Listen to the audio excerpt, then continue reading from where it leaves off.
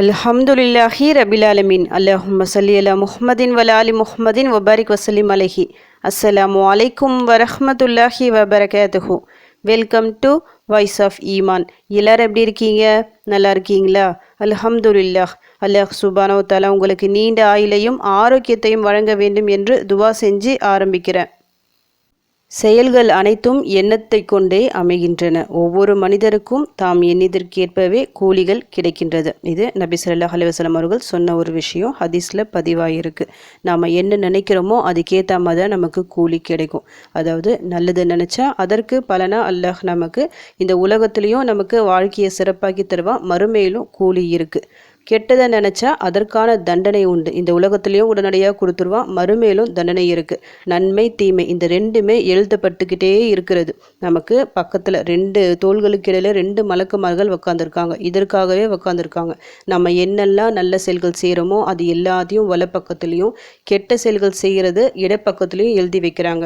நாளை மறுமையில் இது எல்லாமே எடை போடப்படும். மீசான் தராசு தட்டு யார் கையில், அதாவது வலது கையில் கொடுக்கப்படும். நற்செயல்கள் அதிகமாக இருந்துச்சுன்னா யார் கையில் வலது கையில் கொடுக்கப்படுதோ அவங்க சொர்க்கவாசி. இதுவே இடது பக்கத்தில் கொடுக்கப்பட்ட, அதாவது தீமை செயல்கள் அதிகமாக இருந்தால் தான் இடது கையில் கொடுக்கப்படும். அவங்க நரகவாசி. அல்லாஹ் சுப்ஹானஹு வ தஆலா அதிலிருந்து நம் அனைவரையும் காப்பாற்றுவானாக.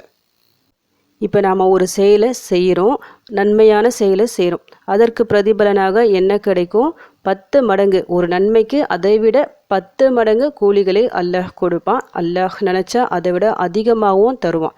இதுவே ஒரு கெட்ட செயலை நினச்சிட்டா அது செஞ்சிட்டோம்னா தண்டனை கிடைக்கும். ஒரு தண்டனை, அதாவது ஒரு கெட்ட செயலுக்கு ஒரு தண்டனை.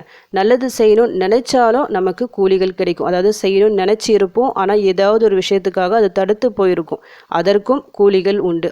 இந்த நன்மையான காரியங்கள் செய்யும்போது இன்னொரு விஷயமும் இருக்குது. அதாவது ஒரு செயலை செய்கிறோம், இது பெருமைக்காக நம்ம செஞ்சால் நிச்சயமாக அதற்கான கூலிகள் கிடைக்காது. அல்லாஹ்வின் பொருத்தத்தை, திருப்தியை நாடி செய்ய வேண்டும். இது நான் அல்லாஹ்விற்காக நான் செய்கிறேன், இதை செஞ்சால் அல்லாஹ்விற்கு பிடிக்கும் சொல்லிட்டு அல்லாஹ்விற்காக நம்ம செய்கிறோம். பார்த்தீங்களா?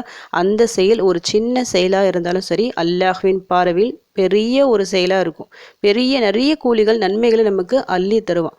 அதனால எந்த ஒரு நன்மையான காரியங்களை செய்வதாக இருந்தாலும் சரி, அல்லாஹ்வின் பொருத்தத்தை நாடி செய்யுங்க.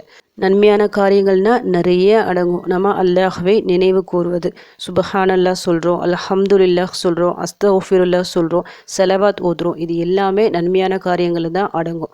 ஏன்னா எல்லாத்துக்குமே நன்மைகள் உடனடியாக கிடைச்சிக்கிட்டே இருக்கும். ஒரு ரூபாய் நம்ம மற்றவங்களுக்காக சதக்கா கொடுக்குறோம், இல்லை யாருக்காவது உதவி செய்கிறோம், இது எல்லாமே நன்மையான காரியங்களில் அடங்கும். 5 வேளை தொழுகை இது கட்டாய கடமை. இதை தவிர்த்து, ஏன்னா அது எல்லாமே கண்டிப்பாக செஞ்சுதான் ஆகணும். எல்லா முஸ்லீம்கள் மீதும் கடமையான ஒரு விஷயம். நிறைய பேர் என்ன நினைக்கிறாங்க, நான் 5 வேளை தொழுகிறேன் இது போதும் சொல்லிட்டு அதோட ஸ்டாப் பண்ணிப்பாங்க. அதோட நிறுத்தாமல் மேற்கொண்டு இன்னும் என்னெல்லாம் அமல்கள் செய்ய முடியுமோ அது எல்லாத்தையும் செய்யணும். ஏன்னா அது எல்லாமே நமக்கு மறுமையில் நன்மைகளாக நம்ம பின்பற்றி வரும். நம்மை சொர்க்கத்திற்கு அழைத்து செல்லும். மறுமையில் மட்டும் இல்லை, இந்த இம்மையிலும் நம்முடைய வாழ்க்கை பிரகாசமாக உதவி செய்யும் அமல்கள் இவை எல்லாமே. அதனால் உங்களால் முடிஞ்ச அளவுக்கு துவாக்களை, தௌபாவை சொல்லிட்டு டெய்லியும் ஊதுற மாதிரி பார்த்துக்குங்க. திக்ருகள் அதிகமாக எடுங்க, குரான் எடுத்து ஓதுங்க. ஒரு நாள் ஆரம்பமாகிறது. அந்த நாளை நம்ம என்ன நினைப்போம், இன்னைக்கு குரான் அதிகமாக ஓதணும், இன்னும் கொஞ்சம் அதிக பேஜஸ் ஓதணும், நிறைய திக்ருகள் எடுக்கணும், துஹா தொழுகை தொழுகணும் சொல்லிட்டு நிறைய விஷயங்கள் நம்ம நினச்சி வச்சுருப்போம். ஆனால் அது எல்லாமே செய்ய முடியாமல் போயிடும். ஒரு நன்மையை நாம் செய்யணும்னு நினச்சாலும் அதற்கு அல்லாஹ்வின் உதவி தேவை. அல்லாஹ்வின் நாட்டம் இல்லாமல் நிச்சயமாக அந்த நன்மையை நம்மால் செய்ய முடியாது. சில நாள் நமக்கு ரொம்ப சிறப்பாக அமையும். ஆட்டோமேட்டிக்காக அதிகமாக நன்மையான காரியங்கள், நிறைய திக்ருகள் ஓதுற மாதிரி இருக்கும், துவாக்கள் நிறைய செஞ்சுருப்போம், துஹா தொழுகை தொழுதுருப்போம், எக்ஸ்ட்ரா தொழுகைகளை தொழுதுட்ருப்போம், குரானை எடுத்து ஓதிருப்போம், நோன்பு வச்சுருப்போம். நிறைய நன்மையான காரியங்கள் ஒரு நாளில் கிடைக்கிற மாதிரி சந்தோஷமாக நம்ம ஃபீல் பண்ணுவோம். அதுக்கேற்றுற மாதிரி அந்த நாளில் அதிகமாக கூலிகளும் அல்லாஹ் தருவான். இன்னொரு நாள் என்ன நடக்கும், தீமையான செயல்கள் ஏதாவது செய்கிற மாதிரி ஆகிடும், பாவங்களை செய்கிற மாதிரி ஆகிடும். இதுவும் அல்லாஹ்வின் நாட்டமாக இருந்தாலும் நடுவில் உள்ள நுழைஞ்சி ஷைத்தான் சூழ்ச்சி செய்கின்றான். இப்போது அந்த நாள் நமக்கு சிறப்பாக அமையணும், அந்த நாளை நாம் அதிகமாக அமல்கள் செய்யணும்னு சொல்லிட்டு நீங்கள் நினைக்கிறீங்க. அதற்கு ஒரு துவாவை ஓதிக்கிங்க. இன்ஷா அல்லாஹ் இந்த ஒரு துவாவை ஒவ்வொரு நாளும் காலையில் ஓதி ஆரம்பிக்கும் போது உங்களை நன்மையின் பக்கம் இழுத்து செல்லும். அந்த நாளே இழுத்து செல்லும். கண்டிப்பாக நீங்கள் நன்மையின் பக்கம் விரைந்து செய்வீங்க, அதிகமான நன்மைகள் செய்வீங்க, அமல்கள் செய்வீங்க. ஆட்டோமேட்டிக்காக அல்லாஹ் உங்களை செய்ய வச்சிடுவான். எந்த தீமையான காரியங்களும் உங்களால் நடக்காது, பாவங்கள் உங்கள் கணக்கில் வராது. நிறைய பேர் இதற்காக துவா செஞ்சுருக்க மாட்டீங்க, பார்த்துக்கலாம் சொல்லிட்டு அப்படியே விட்டுடுவீங்க. இனி அவசியம் மனப்பாடம் செஞ்சு வச்சு டெய்லியும் ஒரு முறையாவது ஓதிட்டு வாங்க. இதன் மூலமாக இந்த இம்மையிலும் உங்கள் கஷ்டங்கள் பிரச்சனைகள் எல்லாம் நீங்கும், மறுமையில் நீங்கும். அந்த துவா என்ன சொல்லிட்டு உங்களுக்கு நான் ஓதி காமிக்கிறேன். அல்லாஹும்ம ஹப்பிப் இலைனல் ஈமான் வஸையின்ஹு ஃபீ குலூபினா வக்கர்ரிஹ் இலைனல் குஃப்ர والفسوق والحسيان وجعلنا من الراشدين. اللهم حبب إلينا الإيمان وزينه في قلوبنا وكره إلينا الكفر والفسوق والحسيان وجعلنا من الراشدين. اللهم حبب إلينا الإيمان وزينه في قلوبنا وكره إلينا الكفر والفسوق والحسيان وجعلنا من الراشدين. யா அல்லாஹ், ஈமானை எங்களுக்கு மிகவும் பிரியமானதாக ஆக்கி எங்கள் உள்ளங்களில் அதை அழகுபடுத்தி எங்களை நிராகரிப்பு, ஒழுக்கக்கேடு, பாவம் ஆகியவற்றை வெறுக்க செய்து நேர்வழி பெற்றவர்களில் ஒருவராக எங்களை ஆக்குவாயாக. இதுதான் இந்த துவாவோட பொருள்.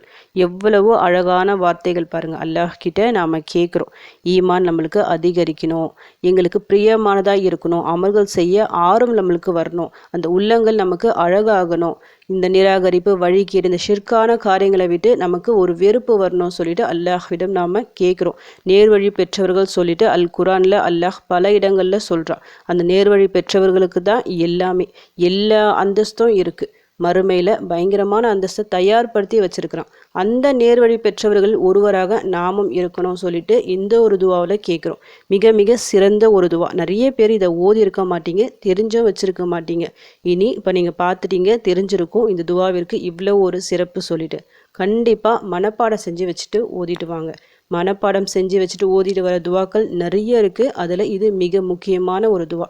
இந்த ஒரு துவா நமக்கு இருந்தால் தான், நம்ம மனசில் மனப்பாடமாக இருந்தால் இன்ஷா அல்லாஹ் இன்னும் அதிகமாக அமல்கள் நாம் செய்வோம், இன்னும் அதிக துவாக்கள் நாம் ஓதுவோம், அல்லாஹ்வின் பக்கம் அதிகமாக நெருங்குவோம். அல்லாஹ்வின் பக்கம் நெருங்க நெருங்க என்ன நடக்கும்? நம்மை நோக்கி அல்லாஹ் நெருங்கி வருவான். அல்லாஹ் நெருங்கி வந்தால் நம்முடைய வாழ்க்கையே பிரகாசமாகும். இந்த உலகத்தில் உங்களுக்கு என்ன கஷ்டங்கள், சோதனைகள் எது இருந்தாலும் சரி, அது எல்லாமே அல்லாஹ் நீக்கிடுவான். இந்த துவாவின் மூலமாக உங்களுக்கு அமல்கள் செய்ய அல்லாஹ் வாய்ப்பளிப்பான். ஏன்னா இந்த உலகத்தில் இருக்கிற ஒவ்வொரு நாளும் நமக்கான வாய்ப்புகள் நாம் எப்படி பயன்படுத்தி கொள்கின்றோம், இதை பொறுத்து தான் நம்முடைய வாழ்க்கை அமையும், இரு உலகிலும் சரி. இந்த ஒரு துவாவின் மூலமாக நம்முடைய அந்த நாள் சிறப்பாகும்.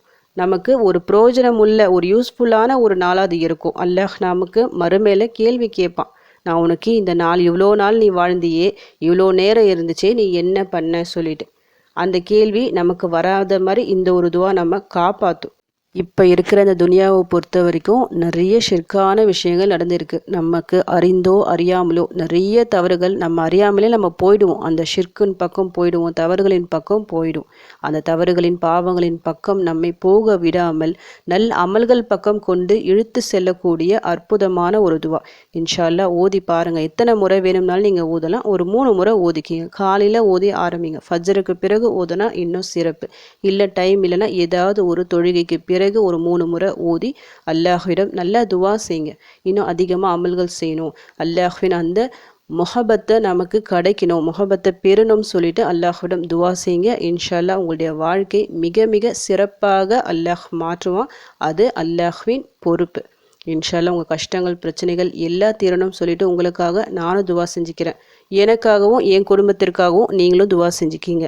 அல்ஹம்துலில்லாஹ். இந்த வீடியோ உங்கள் எல்லாருக்கும் யூஸ்ஃபுல்லாக இருந்திருக்கும்னு நினைக்கிறேன். நீங்கள் தெரிஞ்ச இந்த விஷயத்தை மற்றவங்களுக்கும் எத்திவீங்க. இதன் மூலம் அவர்களும் பலனடையலாம். இன்ஷா அல்லாஹ். அடுத்த பதிவில் சந்திக்கலாம். ஜஸக்கல்லாஹு கைரன் கசீரா. அஸ்ஸலாமு அலைக்கும் வரஹ்மத்துல்லாஹி வபரகாத்துஹு.